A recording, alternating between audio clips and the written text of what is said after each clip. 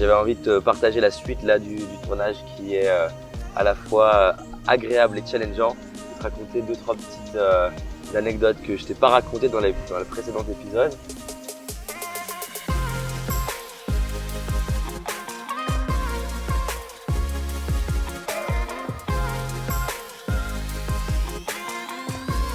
C'est fait.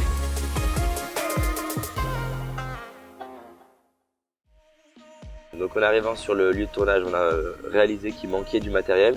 Du coup, on a réfléchi aux idées qui étaient envisageables. Donc ce qu'on a fait, c'est qu'on a demandé à quelqu'un de l'équipe qui est à Paris de récupérer le matériel, prendre un billet de train Paris-Avignon et en fait déposer la valise directement dans le train sans prendre le train. Sauf que ce qui s'est passé, c'est que ça a fait peur à des passagers qui ont du coup alerté la sécurité du train, qui nous a appelé puisqu'on avait mis notre numéro de téléphone sur la valise, et donc on a failli déclencher une alerte terroriste par rapport à la valise. Donc pendant à peu près 2 heures, je me posais la question de est-ce qu'on allait récupérer la valise, le matériel, sachant qu'il y avait 2 problèmes si on ne récupérait pas. Déjà, on était toujours coincé par rapport au tournage, puisque du coup, si la valise était sautée, ben, on ne récupérait pas. Et la deuxième chose, c'est que la valise plus le matériel, elle avait à peu près pour 3000 € de matériel. Donc une autre complication. Donc finalement, au lieu de bosser mon texte et me reposer, ce qui était le plan initial, donc on a foncé à Avignon, récupérer la valise qui finalement ils l'ont conservée, ils l'ont amenée jusqu'à Avignon. On a eu 150 € d'amende, qui était à la fois une bonne nouvelle par rapport au fait de déclencher un plan terroriste où je ne sais pas ce que ça va donner en termes de conséquences. On a eu d'autres complications par rapport au drone. Le drone qui coûte 11 000 € n'était pas fonctionnel.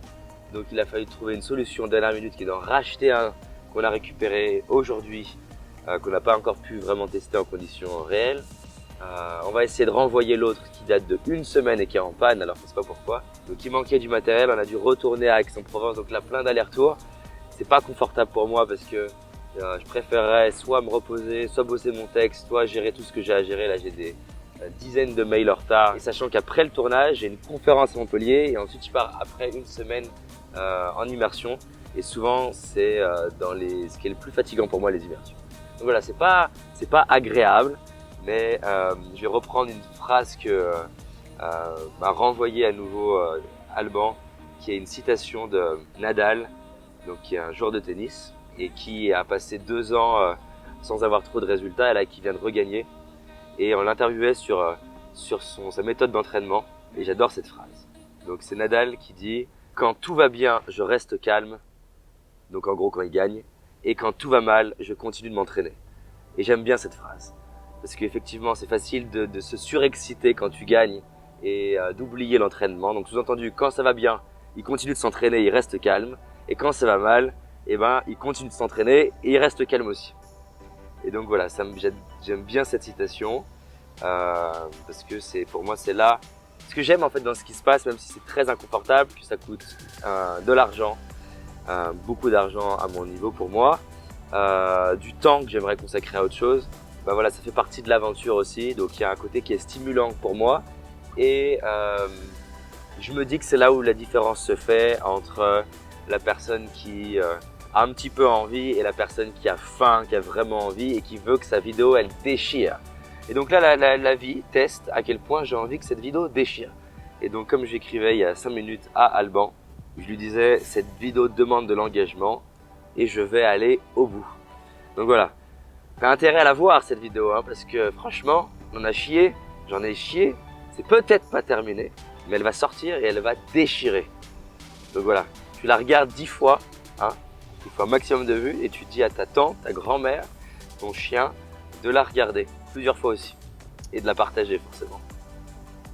Donc voilà, si tu as des galères dans tes projets, ça vaut vraiment le coup de continuer, et c'est pile le message de cette vidéo, c'est qu'au-delà du résultat, rien que le fait de se dépasser, de s'entraîner, de continuer, c'est ce qui te rend fier de toi.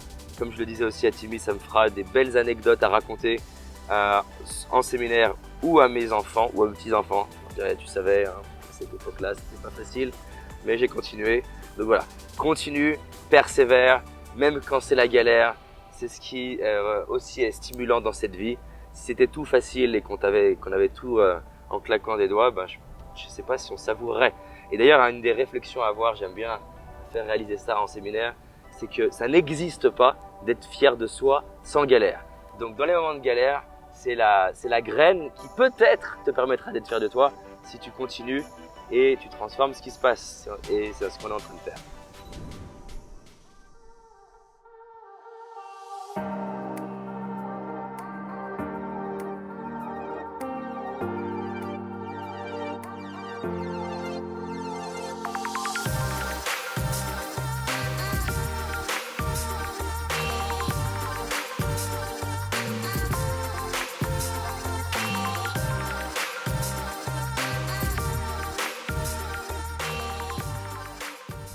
Si tu as envie d'aller plus loin, j'ai réalisé une vidéo qui s'appelle les 5 erreurs que la majorité d'entre nous font et qui va nous causer l'échec de nos projets, nos rêves et notre réussite. Une seule de ces 5 erreurs va t'empêcher littéralement de réussir et d'être pleinement heureux.